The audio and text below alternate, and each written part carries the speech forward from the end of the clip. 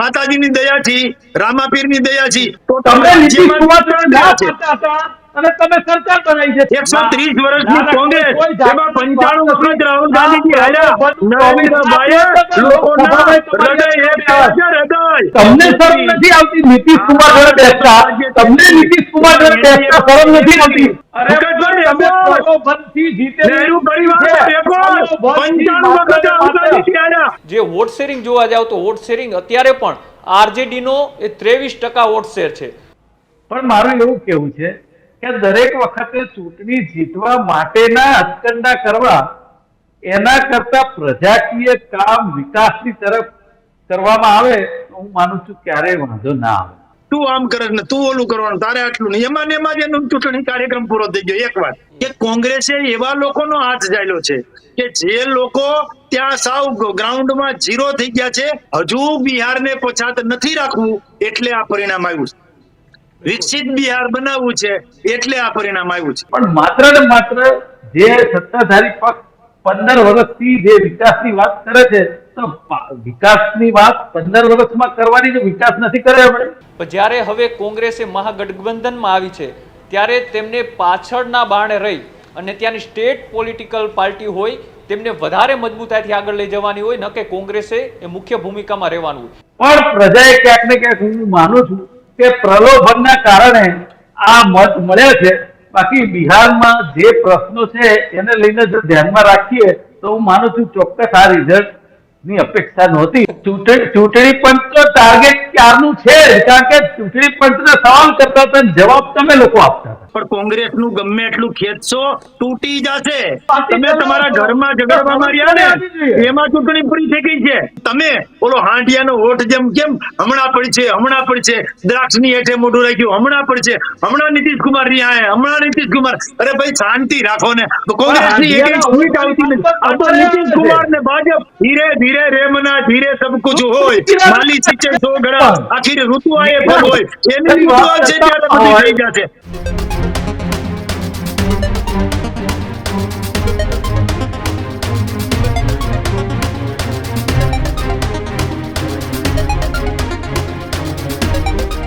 નમસ્કાર, વિશેષ રજૂઆત ગર્જનાત સાથે હું કિશન કાટેલિયા આપનું હાર્દિક સ્વાગત કરું છું અને હું છું દીક્ષિત ઠકરાર. આજના ગર્જનાતમાં વાત કરીશું બિહારમાં લાલુ પર ભારી પડ્યું નીતિશ અને મોદીની જોડીની.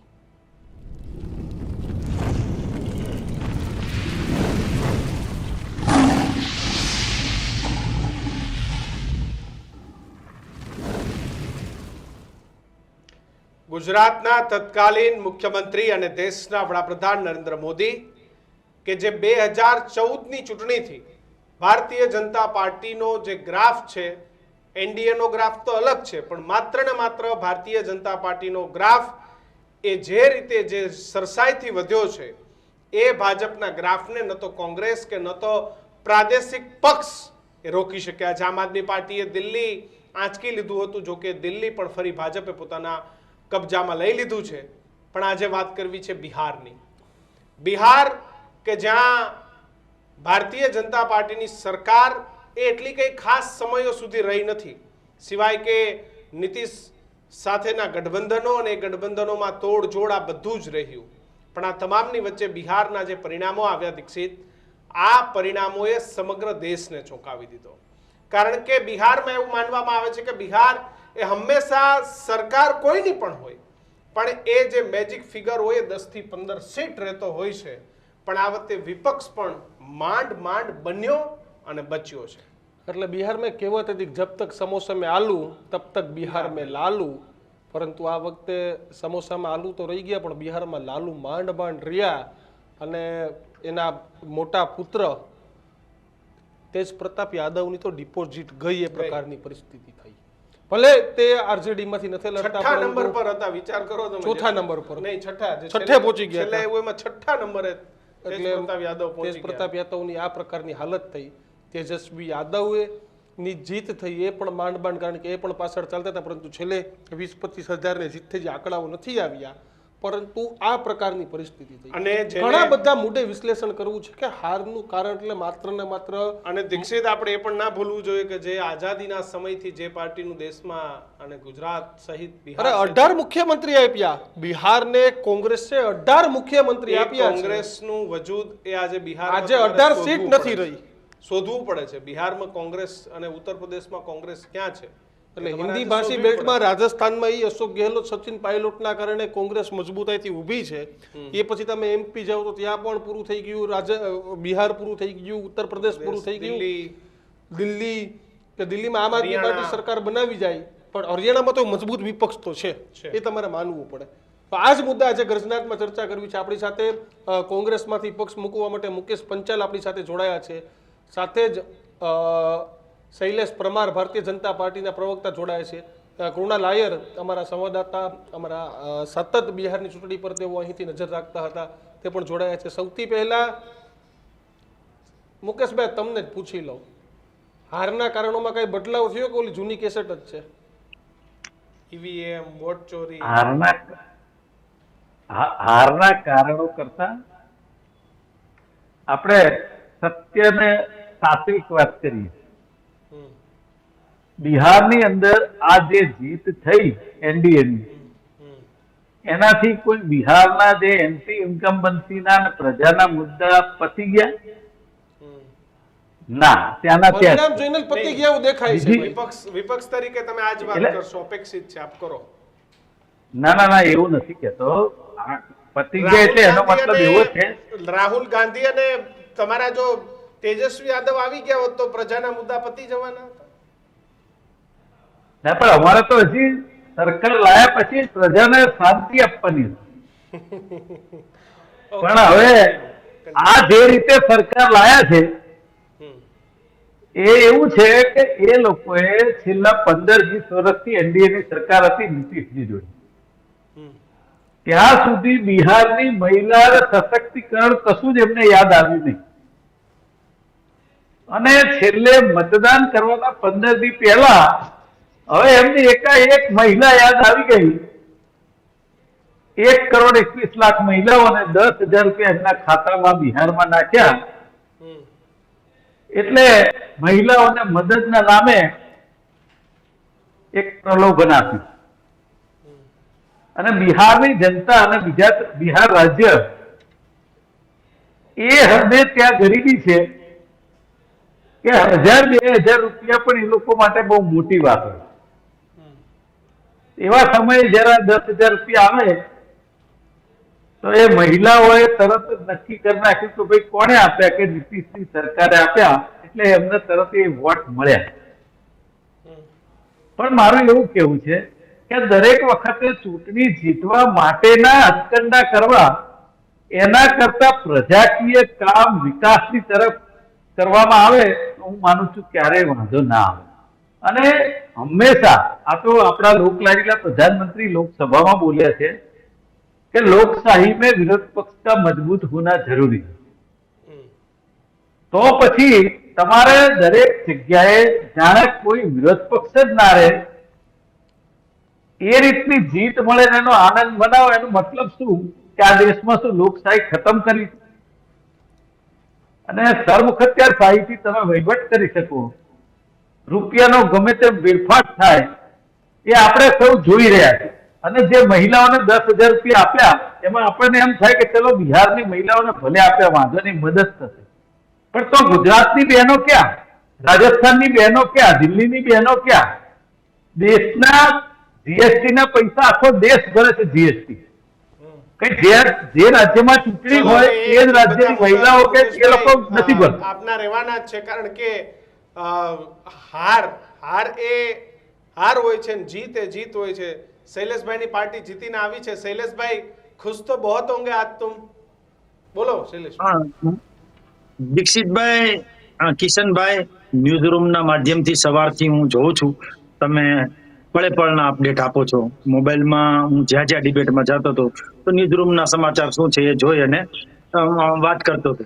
એટલે આખી જ સવાર હા, આખી જે જે સિનારીઓ જો જે બિહારની સવારે 8:30 થી લઈ અને અત્યાર સુધીનું, તો કોંગ્રેસ શરૂઆતમાં હતું કઈક, પછી ગયું હાવ ગયું.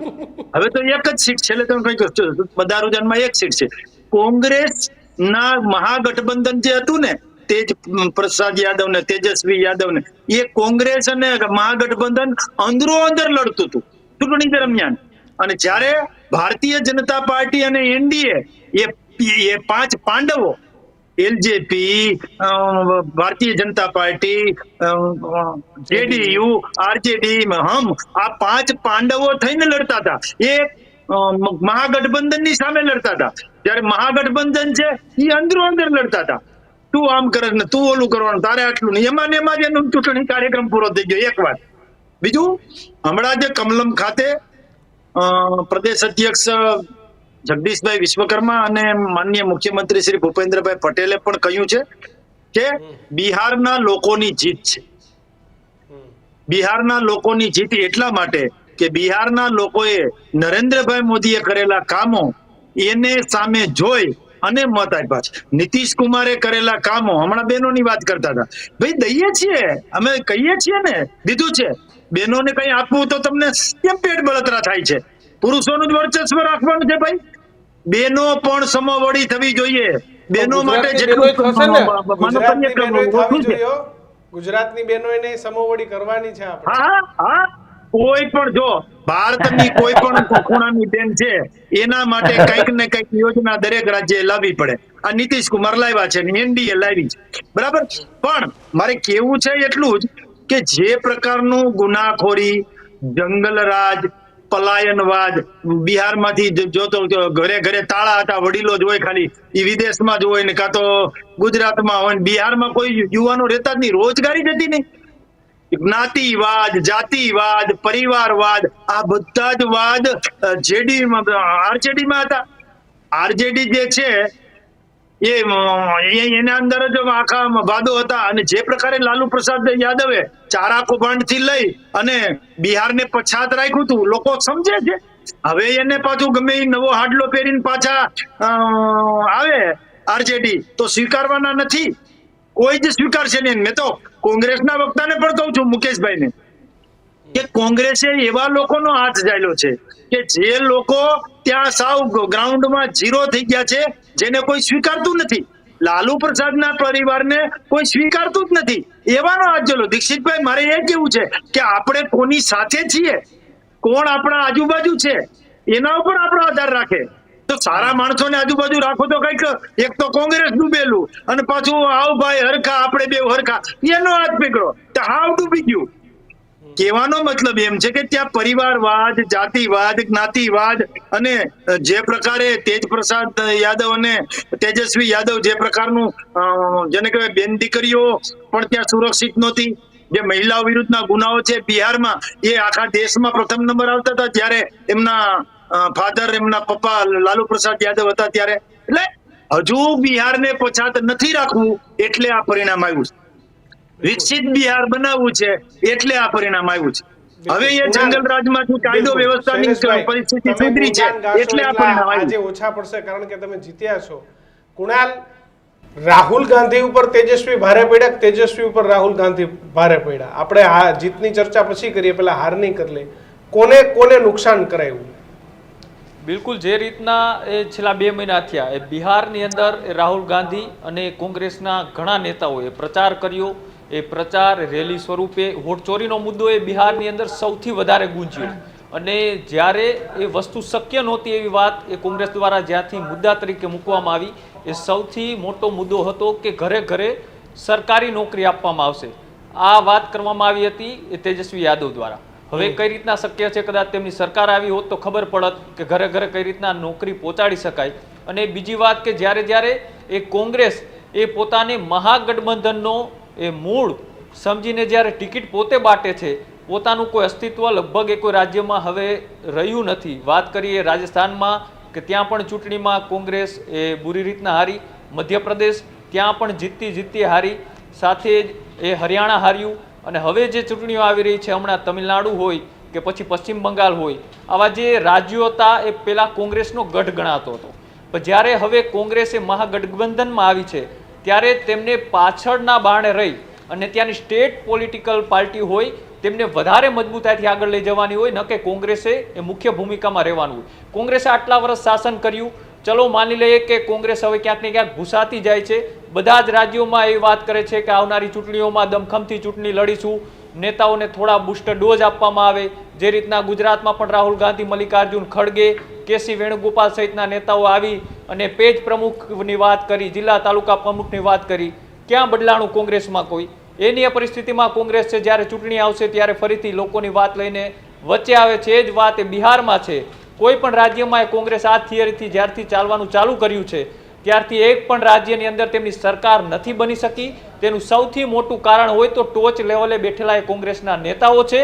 રાહુલ ગાંધી, સોનિયા ગાંધી સાથેનું જે કોંગ્રેસનું નેતૃત્વ છે તેમને પેલા કોઈ એક રાજ્ય ટાર્ગેટ કરવું પડે. એ ટાર્ગેટની અંદર તેમને પોતાનું ઘર અને પોતાની જમીન મજબૂત કરવી પડે ને પછી તેઓ સ્ટેજ ઉપરથી દાવા કે વાયદાઓ કરે તો કદાચ એ વાયદાઓ પબ્લિકના મનની અંદર મુદ્દા તરીકે બેસે. પણ જે રીતના બિહારની અંદર એ સૌથી મોટું ફેક્ટર રહ્યું હોય તો એ પ્રશાંત કિશોર રહ્યું હતું. પ્રશાંત કિશોરની હું વાત એટલા માટે કરું છું કેમ કે પ્રશાંત કિશોર એક એવા રાજનીતિના એ ચાણક્ય તેમને માનવામાં આવતા હતા. રાજકીય રીતના તેઓ પોતાના સોગઠા ગોઠવવામાં માહિર હતા. એમનો ભૂતકાળ સૌ કોઈ જાણે છે. પણ આ વખતે તેઓ કોઈને ચૂંટણી લડાવવા માટે નહીં, પોતે ચૂંટણીના મેદાનમાં ઉતર્યા હતા. એટલે કે ચૂંટણી લડાવી અને ચૂંટણી લડવી એમાં બહુ લાંબો ફરક હોય છે. અને આ વખતે સૌથી મોટો એ ગેમ ચેન્જિંગ કોઈ રહ્યું હોય તો એ સૌથી પહેલાં એ પ્રશાંત કિશોરની પાર્ટી જનસુરાજ રહી છે. કેમ કે જનસુરાજ પાર્ટી 243 બેઠક ઉપર પોતે એકલા સાથે લડી અને એમનું જ પરિણામ, સીધો ફાયદો એ એનડીએને થયો કે એનડીએ જ્યારે 2022ની અંદર 125ની આસપાસ અટકી ગઈ હતી, એ જ એનડીએ આ વખતે ક્યાંક ને ક્યાંક એ 200 ઉપર પાર કરી ચૂકી છે. ત્યારે જે અત્યારે આપણે વાત કરી રહ્યા છીએ ત્યારે અને મહાગઠબંધન એવું લાગતું હતું કે આ વખતે સરકાર બનાવશે, પણ અંદરો અંદરનો વિખવાદ અને જે યુવાનોને ટિકિટ આપવી જોઈતી હતી તેને બદલે તેમને જૂના જોગીઓને અને પરિવારવાદ તો બંને પાર્ટીઓમાં જોવા મળ્યો હતો, પણ યુવાનોને વધારે ટિકિટ આપવાને બદલે ક્યાંક ને ક્યાંક જૂના જોગીઓને સાચવવામાં તેમને જે ટિકિટો બાટી છે તેમાં ક્યાંક ને ક્યાંક એ કોંગ્રેસ અને સાથે સાથે આરજેડી એમાં નિષ્ફળ નીવડી છે. બિલકુલ કુણાલ, પણ સાયરન વાગ્યું, મોટા સમાચાર આવ્યા અને મોટા સમાચાર એ કે બિહારમાં એનડીએની શાનદાર જીત, ડબલ સેન્ચુરી, ડબલ એન્જિનની સરકાર પર મહોર. 2022માં કોંગ્રેસને જે હાલત થઈ હતી એ જ પ્રકારની હાલત પ્રશાંત કિશોરે ત્યાં મહાગઠબંધન કરી. આમ આદમી પાર્ટીએ જે રોલ ગુજરાતમાં નિભાવ્યો હતો એ સેમ રોલ પ્રશાંત કિશોરે નિભાવ્યો અને 8 થી 10% જેટલા વોટ દીક્ષિત એ કાપ્યા. અને એ વોટ કપાતા જ્યાં ભાજપ કે જેડીયુ એ 1000, 2000 કે 5000 વોટે રહી જતી હતી એ બધી જ સીટ ક્લીન સ્વીપ નીકળી ગઈ. એટલે બિહારના પરિણામ છે તેમાં ગુજરાત વાળી થઈ અને 2022માં જે ગુજરાતમાં થયું હતું તે અત્યારે 25માં બિહારમાં થયું. મારે મુકેશભાઈ પંચાલને પૂછવું છે. મુકેશભાઈ, જો આ સમાચાર છે કે ભાઈ ગુજરાત વાળી બિહારમાં થઈ, અહીંયા આપે મત આપ્યા હતા પણ આપે ભજન મંડળી ખોલી નથી બેઠું અને પ્રશાંત કિશોરે કોઈને પ્લાન્ટ કર્યો પ્લાન્ટ, પણ આ પ્રકારનું પ્લાન્ટ કરતા કોંગ્રેસને કેમ નથી આવડતું? અને એક રણનીતિ જ કહેવાય, તમારા 8 થી 10% મત કોક કાપી જાય, આખે આખી તમારી જીત એનડીએના ખેમામાં જતી રહી. જો દરેક વખતે પાસા અલગ અલગ હોય છે, દરેક પાર્ટીઓ પોતાની રીતે ચૂંટણી લડતી હોય છે અને એમાં પ્રાદેશિક પાર્ટીઓ લડતી હોય એ દરેક જોડે જ્યાં જ્યાં ગઠબંધન કરવા જેવું લાગ્યું તે કર્યું. પરંતુ પ્રશાંત કિશોર એ આટલી મોટી માત્રામાં મત કાપશે એવો કોઈને અંદાજ હતો જ નહીં. બીજી વાત એવી હતી કે જે રીતે તમે કહો છો કે કોંગ્રેસ પક્ષે પ્લાનિંગ ના કર્યું, કોંગ્રેસ પક્ષે પ્લાનિંગ પોતાની રીતે મહાગઠબંધન કર્યું એની અંદર કર્યું જ હતું. અને જે ગુજરાતની 2022માં ચૂંટણી થઈ એની અંદર જે હાર થઈ એ જ રીતે એ પેટર્ન છે. આ એ વાત તમારી સાચી છે અને એના ઉપરથી હું પોતે કબૂલ કરું છું કે કોંગ્રેસના નેતાઓએ મનોમંથન કરવાની જરૂર અને કરશે. પરંતુ વાત એવી છે કે ગુજરાતની અંદર જ્યારે રાહુલજી અને શીર્ષ નેતૃત્વએ ખૂબ મોટો ભાગ લીધો છે, ગુજરાતમાં ખૂબ મોટો બદલાવ આવ્યો છે પ્રમુખો, જિલ્લા પ્રમુખો, તાલુકા પ્રમુખો ને એ લોકોને બદલી અને નવેસરથી યંગ જનરેશનને આગળ લાવવાનો પ્રયત્ન કર્યો છે. અને ગુજરાતના જે પ્રશ્નો છે એના માટે પણ ખૂબ બારીકાઈથી જોઈ અને ઉઠાવવાનો પ્રયત્ન કર્યો છે. આજે જે ખેડૂતોની હાલત ગુજરાતમાં હતી એ ખેડૂત માટે પણ આજે અમારા નવનિયુક્ત પ્રમુખ અમિતભાઈ ચાવડા અને તુષારભાઈ ચૌધરી બંને જણાએ જોડીએ ના, એ વાત તમારી સાચી. તમે પ્લાનિંગ ની વાત કરો છો તે પ્લાનિંગ મેં બિહારમાં તો તમને કીધું કે ત્યાં બિહારમાં તો મહાગઠબંધન કરી અને પ્લાનિંગ કર્યું જ હતું. અને જે રીતે વોટ ચોરીનો મુદ્દો જે હતો એની અંદર તમે જોયું કે હજારો લાખો લોકો જોડાતા હતા રેલીમાં અને એ એટલો બધો મુદ્દો ગાજ્યો હતો. મત જુદી વસ્તુ છે, પરિણામ જુદી વસ્તુ છે, મહેનત જુદી વસ્તુ છે. કોઈ પણ રાજકીય પાર્ટી પોતાની મહેનત કરવામાં કચાશ રાખે એ અગત્યની વસ્તુ છે. તો મહેનત કરવામાં કોંગ્રેસે કે મહાગઠબંધનના નેતાઓએ કોઈ કચાશ રાખી નથી. પણ માત્ર ને માત્ર જે સત્તાધારી પક્ષ 15 વર્ષથી જે વિકાસની વાત કરે છે તો વિકાસની વાત 15 વર્ષમાં કરવાની જો વિકાસ નથી કર્યો આપણે તો એ કહે છે કે અમારે બિહારને હજી ઊંચાઈ ઉપર લઈ જવું છે. તો 15-17 વર્ષથી તમે છો તો ઊંચાઈ ઉપર નથી લઈ ગયા. એટલે આ કેવી વાત છે? હવે જીત્યા એટલે વાત એવી કરે છે. હમણાં જો રિઝલ્ટ જુદું હોત તો વાત એમની જુદી હોત. પણ પ્રજાએ ક્યાંક ને ક્યાંક હું માનું છું કે પ્રલોભનના કારણે આ મત મળ્યા છે. બાકી બિહારમાં જે પ્રશ્નો છે એને લઈને જો ધ્યાનમાં રાખીએ તો હું માનું છું ચોક્કસ આ રિઝલ્ટ ની અપેક્ષા નહોતી અને એનડીએ ની આટલી મોટી જીત ના થાય. અને હજી કહું છું કે મહાગઠબંધનની જે વાત કરે છે કે અંદરો અંદર ખેંચતાણ છે, હજી ખાલી એનડીએ માં પણ ખાલી નરેન્દ્રભાઈ મોદી કે એમનું શીર્ષ નેતૃત્વ એવું જાહેર કરે કે ભાજપનો મુખ્યમંત્રી હશે તો હમણાં ખબર પડી જાય કે વિશ્વાસ કેવો છે, તરત ખ્યાલ આવી જશે. કારણ કે નીતિશ કુમારને તો ખબર જ છે કે મારે શું કરવું અને એ ભૂતકાળમાં પણ જોયેલું છે ને એનડીએ ના નેતાઓ ભાજપના નેતાઓ કહે કે હવે નીતિશ કુમાર જોડે ક્યારેય આપણે બેસવાનું થતું નથી અને એ જ ભારતીય જનતા પાર્ટીના લોકો ફરીથી એમની સાથે બેઠા. લોકસભા વખતે પણ એમણે 15,000 કરોડ રૂપિયા જેટલા બિહારને આપ્યા, જે બીજા રાજ્યોમાં પણ જરૂર હોય. પણ ભારતીય જનતા પાર્ટીની સરકાર જે ચાલે છે એ દેશની અંદર જે રાજ્યમાં સરકાર હોય એક તો તે સત્તાધારી પક્ષ હોય, એમની પાસે લખલૂટ રૂપિયા હોય અને જીએસટી થી આટલી મોટી ઇન્કમ એટલે ત્યાં પૈસા પ્રલોભનો એનાથી એ જીતવાનો પ્રયાસ કરે છે. ક્યાંક ને ક્યાંક ચૂંટણી પંચનો પણ એમણે દુરુપયોગ કર્યો છે એવું પણ સામે આવ્યું છે. આવનારા દિવસોમાં એની ઉપર પણ ખાસો વિચાર વિમર્શ થશે અને આગળ વધીશું. શૈલેષભાઈ, ઈવીએમ ભૂલી ગયા મુકેશભાઈ, ઈવીએમ ભૂલી ગયા તમે. ચૂંટણી પંચ આવી ગયું, હવે ઈવીએમ ભૂલી ગયા, કહી દો. ચૂંટણી પંચ તો ટાર્ગેટ ક્યારનું છે કારણ કે ચૂંટણી પંચને સવાલ કરતા હતા જવાબ તમે લોકો આપતા હતા. ખરેખર ચૂંટણી પંચે આપવો જોઈએ જવાબ, તમે બધા ભાજપના નેતાઓ આપતા હતા. એટલું સંકલ્પ તો જાય જ ને. ઈવીએમ વાળું નથી કેવું કઈ?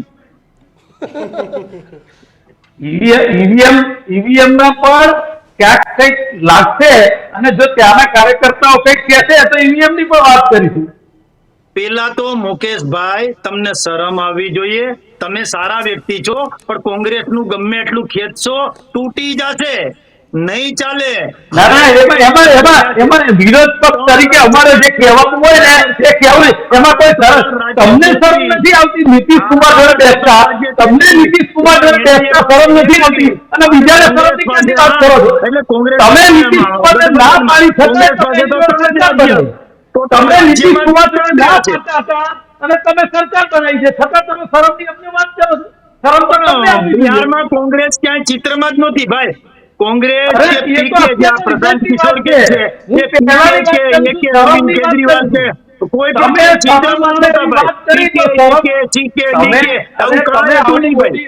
આવડી એટલે અરે, તમે શૈલેષભાઈ, આવડી સાંભળો, મોટી પાર્ટી તમે બનાવો તમારા છો. ઘરમાં તો ઝઘડવામાં શરમ રહ્યા ને આવી જોઈએ. એમાં ચૂંટણી પૂરી થઈ ગઈ છે ભાઈ. આ અરે તમે શું છે ભાઈ, કે ના, નથી ના, કહેતા ના. કે એ રાત તમારું તૂટીને આંદોલન વ્યા દાદા, ખોટું તમે છે. વ્યય કરવામાં ગયા ને એમાં રાત પૂરી થઈ ગઈ. ચૂંટણી તો આપો જે ભાઈ, સમય આપ્યો હતો એમાં તમે તમે અંદરો અંદર જાહેર કરો હું કે આમ ભાજપના આમ મુખ્યમંત્રી પૂરું હશે, થયું. આટલું જાહેર કરો. રૈલેશભાઈ, એટલું જાહેર કરો કે ભાજપના મુખ્યમંત્રી હશે, આટલું જાહેર કરો. હા, કહું છું, Bharatiya Janata party cadre base party છે, વિચારધારાની પાર્ટી છે. અમારું પાર્લામેન્ટરી બોર્ડ બેઝ છે ને એનડીએ ના ઘટક દળો જે છે એ બેઝ છે અને જેને પણ મુખ્યમંત્રી બનાવશે એને અમે સ્વીકારી લઈશું. પણ તમે ઓલો હાંડિયાનો હોઠ જેમ કેમ હમણાં પડશે દ્રાક્ષની હેઠે મોઢું રાખ્યું, હમણાં પડશે, હમણાં નીતિશકુમાર રહ્યા, હમણાં નીતિશકુમાર. અરે ભાઈ શાંતિ રાખો ને, અમારા ઘરની તમે હું કામ ચિંતા કરો? તમારા છોકરાની ડિપોઝિટ જાય છે એની ચિંતા કરો ને યાર. તમારી કોંગ્રેસની એક સીટ આવતી નથી. આ તો નીતિશકુમાર ને ભાજપ ક્યારે ઓલું થાય? અરે કોકના ઘરમાં ઝઘડા થવાની ચિંતા હું કામ કરો છો? તમે તમારું ઘર હાચવો ને યાર. તમે બધે હારી જાવ છો, તમને કોઈ સ્વીકારતું નથી. લોકો તમને જાકારો આપે છે, મતપેટી તમને જાકારો આપે છે, મતદારો તમને જાકારો આપે છે. 130 વર્ષની કોંગ્રેસ, એમાં 95 વખત રાહુલ ગાંધીજી હાર્યા, 95 વખત રાહુલ ગાંધીજી હાર્યા. રેકોર્ડ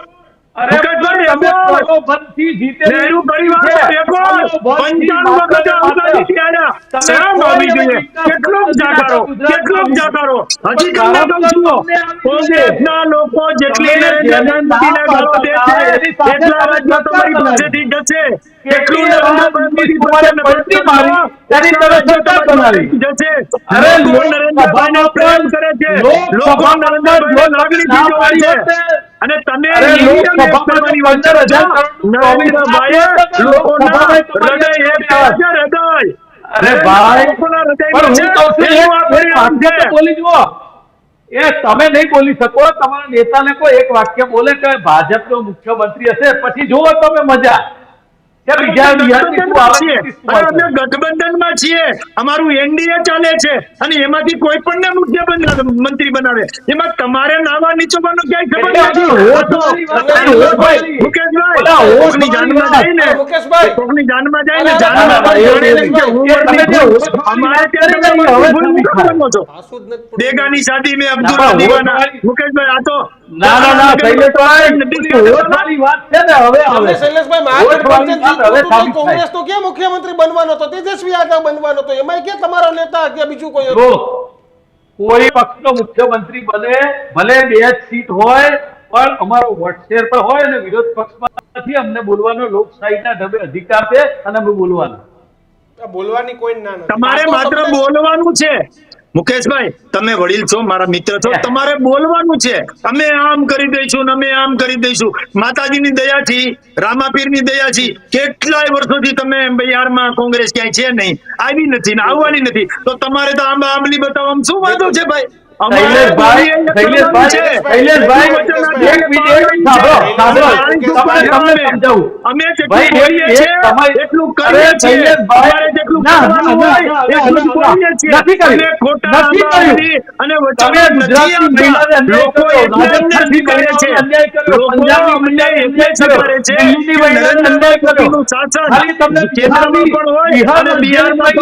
ડબલ એન્જિનની સરકાર ગુજરાત ક્યાં ગયું તું? 500 રૂપિયામાં બાટલો રાજસ્થાનમાં આપ્યો. ગુજરાત ક્યાં ગયું તું? તમને મહિલાઓ ત્યાં ગુજરાતની યાદ નથી. ધીરે ધીરે રે મના ધીરે સબ કુછ હોય. માલી સિંચે 100 ગણા, આખી ઋતુ આયે ભર હોય. એની ઋતુ આવશે ત્યારે બધું થઈ જશે. મોજ કરો. મુકેશભાઈ મિત્ર એક જ વાત, તમે હાર્યા હું કામ એનો ખરખરો કરવા લોકો આવે છે, એને જવાબ દઈ દો કે અમારે ત્યાં ખરખરો કરવા આવ્યા, અમે મહામંત્રી કરીએ છીએ, અમારી આટલી ભૂલ છે, આ છે. હારનો ખરખરો જે છે એ પૂરો કરી દો યાર. નહીં, પણ જ્યારે જે ખરખરો કરવા આવશે એને જવાબ.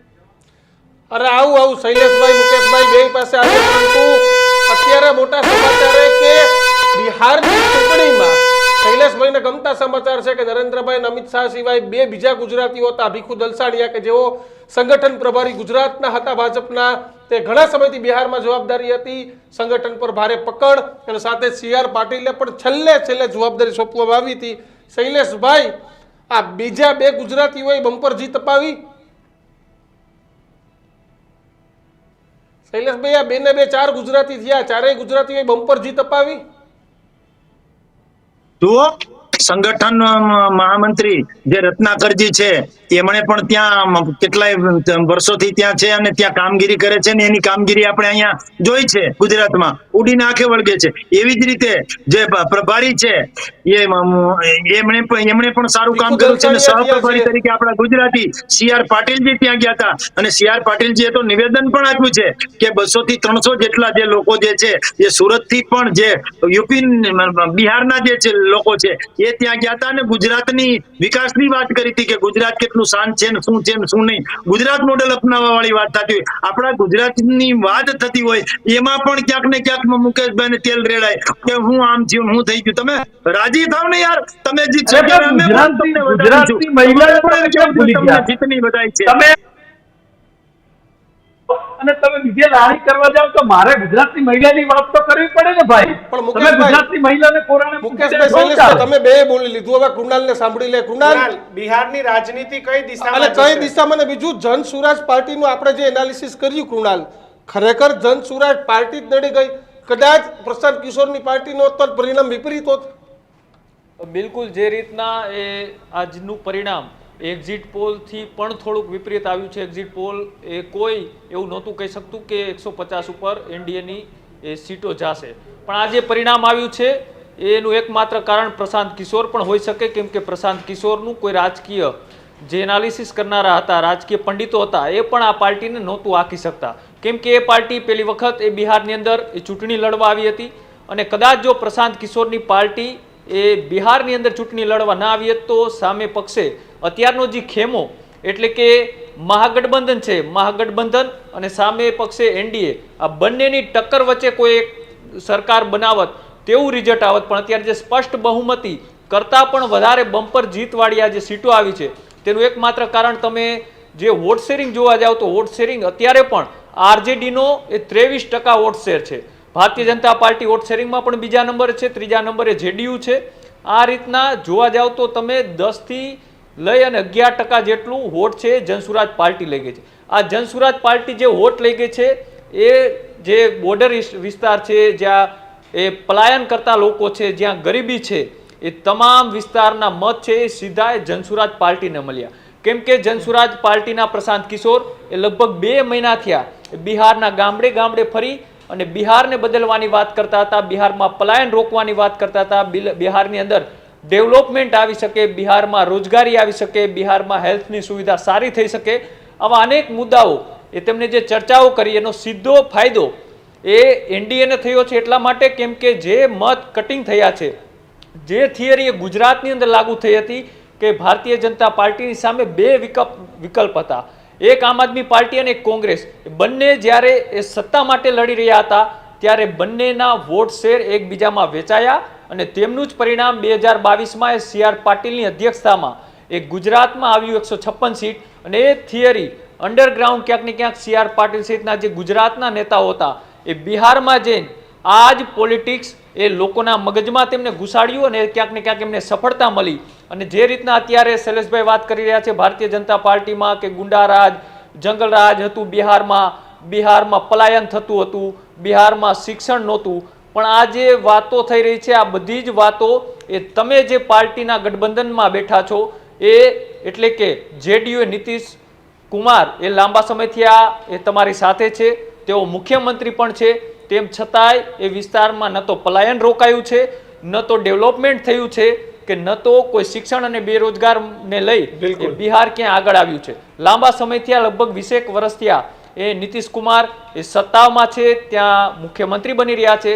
તમે એવું કહેશો કે તે સામેના પણ મુખ્યમંત્રી રહી ચૂક્યા છે, ચુનાવી ભાષણ હોય છે લાંબા સમયથી અને આ બધા ચુનાવી ભાષણ હોય છે એ માત્ર કોઈ એક રાજકીય પાર્ટીની બધાના આ જ હોય છે. પણ આશા રાખીએ જ્યારે શૈલેષભાઈ કહે છે ત્યારે બિહારમાં કંઈક પરિવર્તન આવે. શૈલેષભાઈ, મુકેશભાઈ, અને બીજું ગુજરાતની મહિલાઓને પણ કંઈક લાભ મળે એવું નહીં ચૂંટણી ટાણે જી પહેલા કંઈક આપણી બહેનોને ખીચામાં 5-5 10 હજારનું ગોઠવાઈ જાય એવી મુકેશભાઈની માંગ છે. બરોબર ને મુકેશભાઈ? 100% સાચી. બિલકુલ. શૈલેષભાઈ, મુકેશભાઈ, કૃણાલ, આપ ત્રણેયનો આભાર અમારી સાથે જોડાવા બદલ, ચર્ચા કરવા બદલ. તો હાલ ગર્જનાદમાં જે ચર્ચા થઈ, ચર્ચા તો વિશ્લેષણ જ હતું કારણ કે ક્લીન સ્વીપ એનડીએને મળી છે. ત્યારે તમે બિહારની ચૂંટણી પછી હવે ઉત્તર પ્રદેશની ચૂંટણી છે, પશ્ચિમ બંગાળની ચૂંટણી છે, તો તમે હવે ગુજરાતમાં કેવા પ્રકારનો માહોલ જોવો છો? તમને શું લાગે છે આ પરિણામ આપણે પણ પંચાયતોની ચૂંટણીઓ આવી રહી છે વિધિન ડિસેમ્બર જાન્યુઆરીમાં આપણે પણ અહીંયા ચૂંટણીઓ આવી જવાની છે દીક્ષિત. તો આ પરિણામની અસર ગુજરાત પર કેવી પડશે? જો તમને ખબર હોય તો અમારા social media platform newsroom Gujarat પર આવો, યુટ્યુબ પર અમારી ચેનલ લાઇક શેર અને સબસ્ક્રાઇબ કરો. સાથે જ GTPL 285 નંબર પર અને જીઓ ટીવી પર ન્યૂઝરૂમને જોતા રહો. આટલો જ પ્રેમ આપતા રહો. નમસ્કાર.